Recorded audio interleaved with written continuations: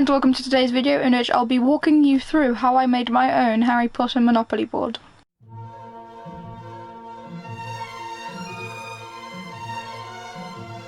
So I quite like board games, I quite like Harry Potter. Monopoly is one of the most popular board games and a Harry Potter version doesn't exist. This means I either buy one from Etsy or some unofficial place like that, or I make one myself.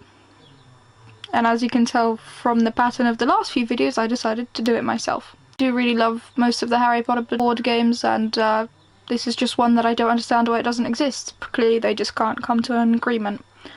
Or maybe they hadn't even discussed it before. The first thing I did is I planned out what the spaces I wanted to be on the board should be. I try to make it semi-logical so that the cheapest place and the most expensive place makes sense, and also everywhere in between is sort of its own little group, starting with Diagon Alley, then having Hogsmeade as well. The green section I think is everyone's least favourite. Is like the most disjointed, but also I do feel like they would be some of the most expensive. So I got to designing the cards right after I did that, and it took me quite a while because I had to calculate the conversion between Monopoly money and galleons. Here is a bit of a nerdy stuff about calculating conversion rates, so if you want to skip that, here's the timestamp. Assuming Monopoly money is just pounds, I did a really complicated process of multiple simultaneous equations. It's maybe not that complicated, it's just a lot of big numbers. And I got that a galleon is equal to £5.36, which is nice, good number, but then it's more difficult to convert between the knuts, sickles and galleons. So eventually I just decided to go with the number that most people use, which is that a galleon is £4.93, because 493 is 29 times 17, which is the sickles and knuts into the other ones. It's just basically the most simple one to have the 29 knuts to a sickle and 17 sickles to a galleon. I then went into Excel and created a few formulas so that it would convert it all for me. I did have to manually type in all the Monopoly costs into it, but it's also color coded and in columns, and I think it's quite legible just about.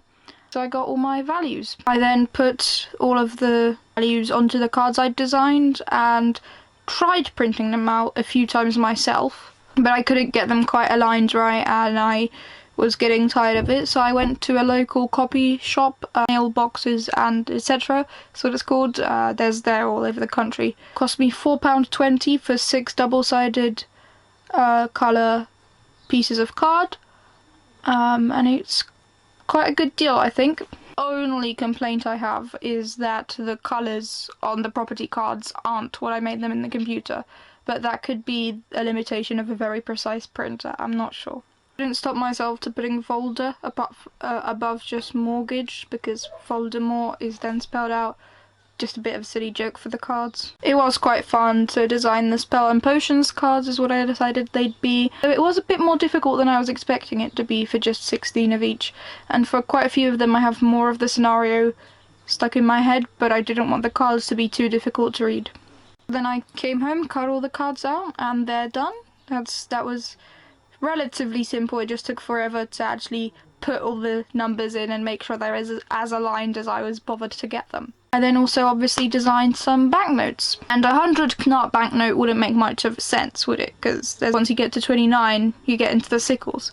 So I just have the 5, 10 and 20 knuts, 5 and 10 sickles, and 5, 10, 20, 50 and 100 galleons. And I stopped at 100 galleons because in regular Monopoly the highest card, Park Lane in the UK version, is 400 Monopoly monies, which is 81 galleons and a bit, not much. That means that the highest denomination is 20% extra on top of the highest price on the board itself. And you might have noticed I missed out the ones.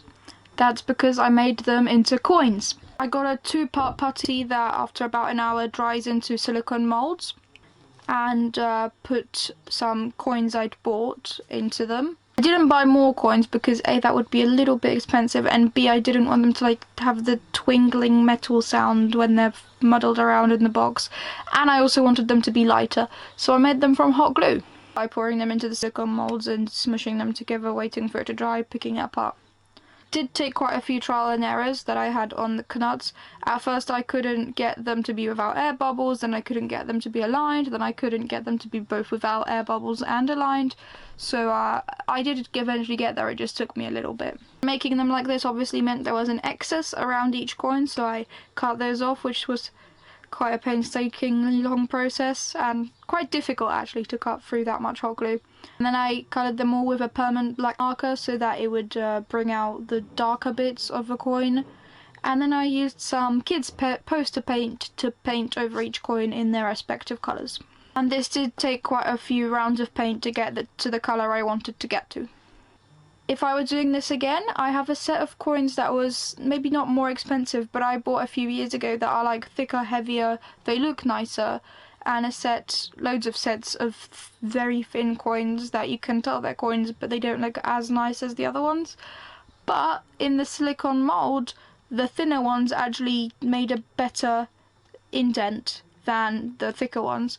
So if I were to do this again, I'd use the thinner ones for both sides, because now the bit with the pirate that's the heads, that's fine, but the tails of each of the coins is a bit weak. And I did consider making the whole game be played with just the coins, but I decided against it because it'd be kind of difficult, and also I need to make lots of coins, and also I do like the process of designing a currency. It's maybe not the most intricate one, but I think it does the job. And I also made it vertical because I'm really intrigued by vertical currency instead of horizontal currency. I also didn't make them all different because that's not the point of Monopoly money. I did make them varying sizes so that Knuts are smaller than Sickles, which are smaller than Galleons, so that they're easier to tell apart even more so. And that is it for part 1. I am almost finished with everything else, but again, it's almost finished and I don't want to rush this, so I'll probably be finishing it this weekend, ready for the next video.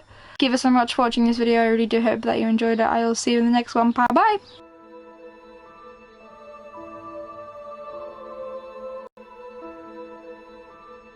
No, it wouldn't make much of sense, would it? Because there's only, once you get to 29,